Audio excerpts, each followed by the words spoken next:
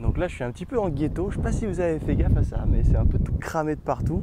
Ça me plaît, j'ai trouvé ça un peu urbain, donc on va rester ici. En plus je suis tout seul, c'est dimanche, il n'y a personne qui peut me faire chier. What else? Surprise, motherfucker! Ladies and gentlemen, welcome again. Let's do it. Salut à tous, aujourd'hui on parle mobilité épaule. Comme promis, vous me l'avez demandé, je délivre pour vous. Donc on va faire le même format que la dernière fois. On a 5 minutes, entre 5 et 7 minutes, ce serait bien parce que j'aime pas trop quand ça va trop long. Après ça devient même chiant, même pour moi. Donc c'est parti les gars. Donc aujourd'hui je vais vous expliquer vraiment les principales causes des blessures à l'épaule. Ça arrive super souvent, j'ai beaucoup de gens qui galèrent au niveau des épaules, qui sont stiff, ça veut dire raide au niveau de l'articulation de l'épaule. Donc on va reprendre le problème à la source. L'épaule, c'est l'articulation qui a le plus d'amplitude de mouvement. Ça, vous voyez que vous pouvez vraiment, vous n'êtes pas du tout limité en termes de mouvement, sauf si vous êtes vraiment raide comme un clou. Donc c'est pour ça aussi que c'est vachement plus fragile que le reste. Donc la cause primaire que moi j'ai pu constater au fil des années, donc en l'occurrence je me suis blessé à l'épaule droite, donc j'ai abîmé ma coiffe des rotateurs. Donc ceux qui ne savent pas trop ce que c'est vers l'arrière de l'épaule. C'est les petits muscles en fait. C'est fragile et on y abîme super rapidement au final. Donc la cause prioritaire, le tout premier truc que j'ai fait mal, c'est le bench press, le développé couché. Je l'ai mal fait, donc il faut quand même rétracter bien les épaules et pousser. C'est un truc que je fais pas souvent. En plus, c'est pour ça que dans mes programmes, par exemple, vous ne trouverez jamais de développé couché à la barre, parce que j'y crois pas du tout. L'amplitude est complètement... Enfin bref, on va pas passer 20 ans là-dessus, quoi. Et donc moi, ce que je faisais pas ça. Je les rétractais pas comme ça, parce qu'il faut vraiment coller les omoplates ensemble, sinon on protège pas l'arrière de l'épaule. Donc je poussais comme ça, et au bout d'un moment, ça me l'a... Je sais pas si c'était une déchirure, mais j'ai eu une bonne blessure qui m'a suivi depuis un an. Ça, c'était super chiant, c'était la cause primaire. Donc ce que ça va engendrer de faire ce genre de truc, c'est surtout quand on fait beaucoup plus d'exercices de poussée, ici. La jonction entre les fibres musculaires des pecs et des épaules, c'est là où ça va devenir super raide. Donc ce qui va se passer, c'est qu'en l'occurrence, moi je suis, comment on appelle ça, je suis dominant épaule. Donc quand je vais faire mes exercices même de pec, les épaules vont prendre le dessus. Donc le pec va être très tendu et va tirer sur l'épaule en avant, ce qui va affaiblir l'arrière de mon épaule. Donc c'est comme ça que les blessures arrivent et c'est pour ça qu'on devient super raide et qu'on est bien plus prône à se blesser. Donc ça, c'est une des raisons majeures. Donc le problème de faire trop d'exercices de poussée comme ça, on voit souvent les go muscu quand on va au gym, c'est tout à propos des pecs. C'est les pecs, les pecs, les pecs, on veut des gros pecs, on veut des gros pecs, c'est bien, ça te rend viril, super. Mais n'empêche qu'au niveau fonctionnalité, c'est zéro. Dans tous les exercices de pecs, on va bosser l'avant de l'épaule aussi, le front delt. Okay, donc ça veut dire grosse négligence au niveau du rear delt, à l'arrière, donc c'est tout petit muscle.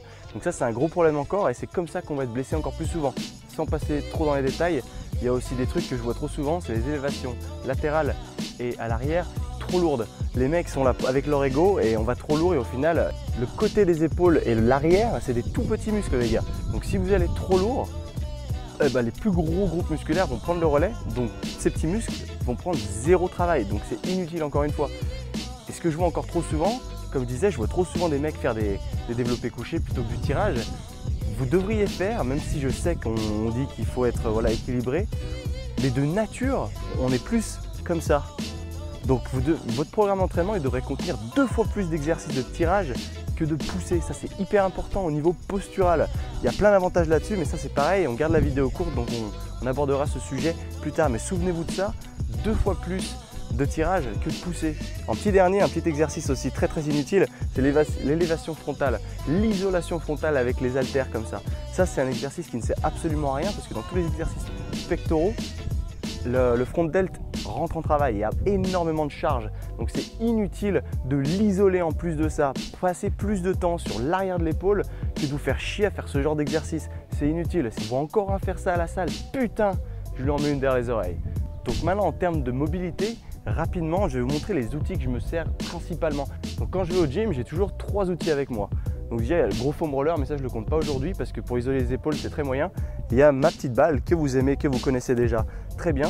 Elle est géniale parce qu'elle permet vraiment d'aller loin dans les tissus. Donc partout de la vidéo, je vais vous passer tous les exos où vous voyez vraiment où je rentre dans les jonctions des fibres musculaires. Donc c'est là où il va falloir faire beaucoup de travail de relâchement musculaire parce qu'il y a des tensions énormes.